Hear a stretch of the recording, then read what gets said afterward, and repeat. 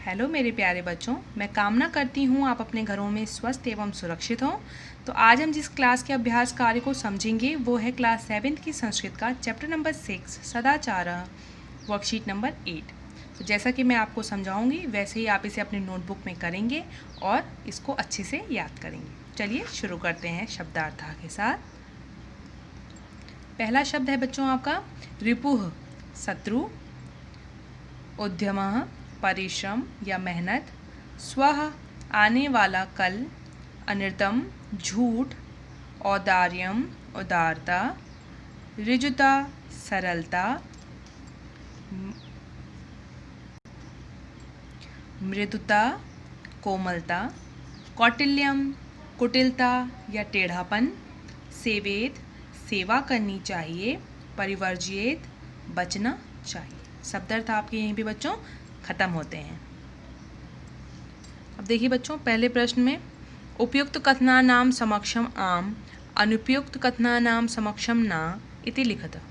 यानी कि सही कथन के आगे सही का निशान या आम अर्थात हाँ लिखना है और गलत कथन के आगे आपको ना लिखना है।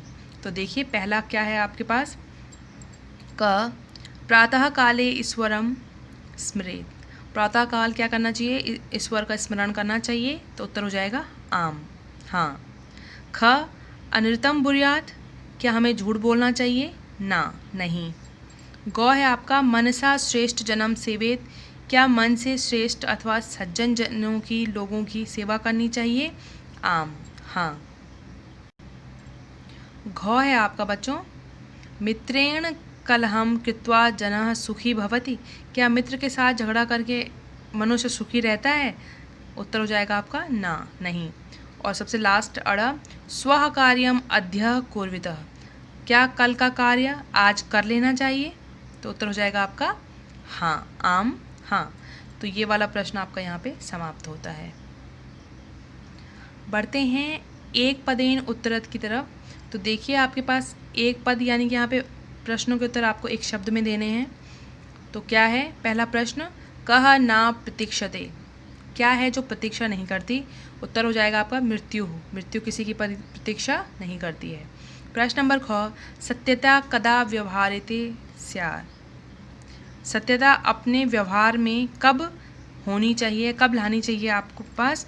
तो उत्तर हो जाएगा आपका सर्वदा, हमेशा आपके व्यवहार में सत्यता होनी चाहिए, सच्चाई। प्रश्न नंबर गौ किम बुर्यात, क्या बोलना चाहिए। तो उत्तर हो जाएगा आपका सत्यम प्रियम च, सत्य लगने वाला प्रिय, सत्य और प्रिय दोनों ही बोलना चाहिए। प्रश्न नंबर घ केन सह कलहम कृत्वा नरः सुखी ना भवेत्, किसके साथ झगड़ा करके मनुष्य कभी सुखी नहीं रह सकता। तो उत्तर हो जाएगा आपका मित्रेण से, दोस्त के साथ। प्रश्न नंबर अड़ काः महारिपुः अस्माकं शरीरे तिष्ठति, तो कौन सा महान शत्रु है जो हमारे शरीर में बैठा हुआ है या बैठा रहता है। तो वो है आलस्यम। तो आलस्य हमारे शरीर का सबसे बड़ा शत्रु है, उसे हमें अपने जीवन से हटाना चाहिए। तो ये प्रश्नोत्तर बच्चों आपके यहाँ पे समाप्त होते हैं। चलिए बच्चों बढ़ते हैं अगले प्रश्न की तरफ, जो है मंजुषातः अव्यय पदानि चित्वा रिक्त स्थानानि पूरयत। तो आपको यहाँ पर ब्रैकेट में जो शब्द दिए गए हैं उससे चुनकर आपको रिक्त स्थानों की पूर्ति करनी है। तो देखिए पहला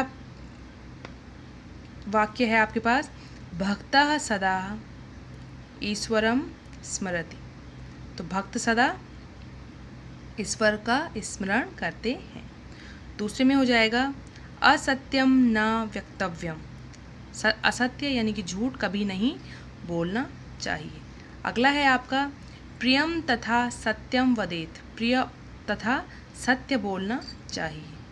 अगला है आपका लता मेधा च विद्यालयम गच्छत, लता और मेधा विद्यालय जाती हैं।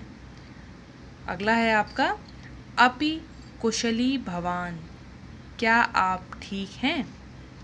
और लास्ट है महात्मा गांधी कदाचन अहिंसा न अत्यजत, महात्मा गांधी जी ने कभी भी अहिंसा का त्याग नहीं किया था। तो ये प्रश्न यहाँ पे ख़त्म होते हैं।